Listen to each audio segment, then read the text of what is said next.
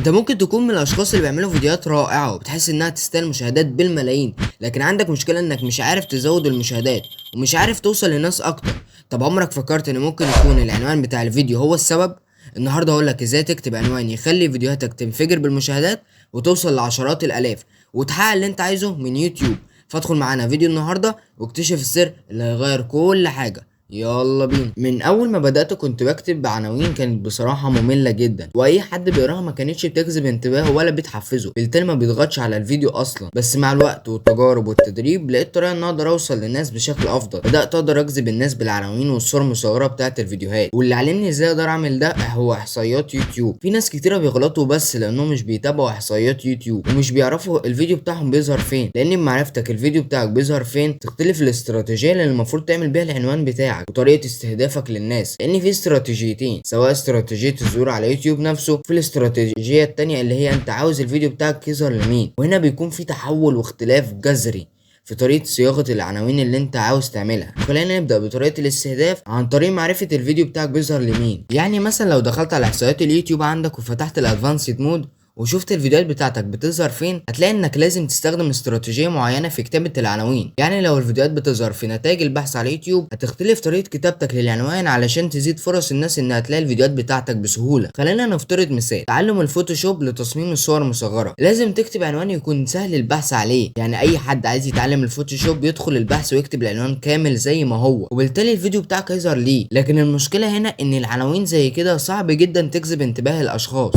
علشان اي حد بيدخل الفيديو بيكون عايز يتعلم اللي انت كاتبه في العنوان فقط، وبالتالي الصورة المصغرة هي اللي تبقى اهم من العنوان بشكل كبير. يعني لو فيديوهاتك قابلة للبحث لازم تحاول تفهم ايه ممكن الناس تكتبه في البحث علشان يوصلوا فيديوهاتك. مثلا لو فيديوهاتك عن الطبخ او المونتاج او التصميم بشكل عام، لازم تستخدم الاستراتيجية دي. انا في فيديوهاتي بستخدم نمطين، نمط للبحث ونمط تاني اللي هحكي لك عليه دلوقتي. لما تدخل احصائيات اليوتيوب وتلاقي ان فيديوهاتك بتقترح في الهوم بيج والبراوزر، هنا هتلاقي اختلاف كبير جدا في طريقة كتابتك للعنوان. هنا لازم تكتب عنوان يكون مؤثر وقوي، مش مهم يكون قابل للبحث، لانه لو قابل للبحث صعب جدا اي حد يدخل ويشوفه عشان الفيديو يظهر في الصفحة الرئيسية بتاعة اليوتيوب. فعشان كده لازم تقوي احتمالية الناس تدخل على الفيديو بالصورة المصغرة الممتازة والعنوان الممتاز. انا استخدمت النوع ده من العناوين وبستخدمه كل مرة عشان معظم الظهور عندي على اليوتيوب عن طريق البراوزر. لما يكون العنوان قوي بشكل افضل وكمان تقدر تستخدم كلمات مبسطة وسهلة للمشاهدين عشان اي حد يقراها يبقى مقتنع 100%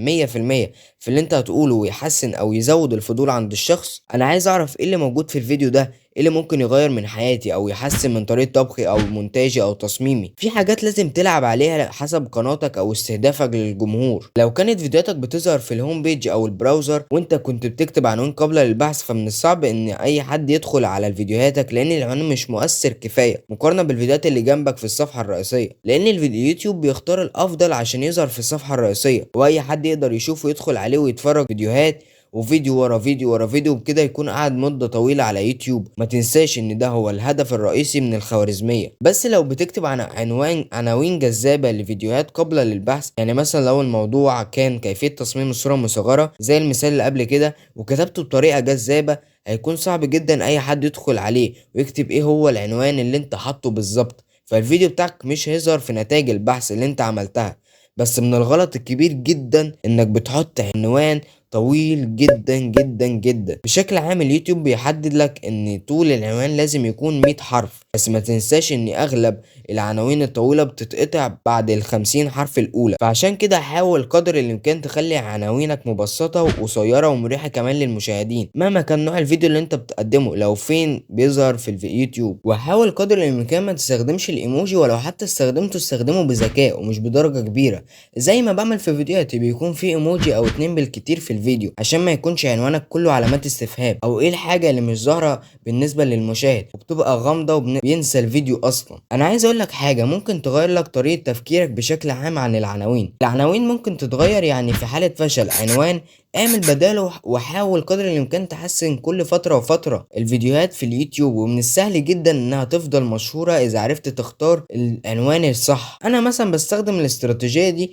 في تغيير العناوين. اول اسبوعين 3 بحاول اخليه يكون عنوان جذاب وقوي، وكل ما بتظهر للناس في الهوم بيج والفيد والبراوزر فيد يدخلوا عليه. لكن بعد شهرين 3 وبعمل ايه، بحول العنوان الموجود في الفيديو لعنوان قابل للبحث. فبما انه مات في الهوم بيج والبراوزر في اليوتيوب، ده هو الحاجة اللي بتسهل عليك كتير انك تخلي فيديوهاتك تجيب مشاهدات اكتر. فعشان كده دايما حاول انك تكتب عنوانين او 3 لنفس الفيديو علشان تسهل لنفسك العملية قدام، وكمان ترتاح انك تكون عندك دايما احتمالات، وتجرب قدر الامكان في نفس الفيديو اكتر من طريقة. ممكن ينجح العنوان الاول ويفشل العنوان التاني، ممكن العكس كمان، ممكن العنوانين الاولين يفشلوا كلهم وينجح التالت بس. وبس كده، وبكده نكون وصلنا لنهاية الفيديو. لو عجبك الفيديو متنساش تعمل لايك وسبسكرايب للقناة. يلا نشوفكم الفيديو الجاي، سلام.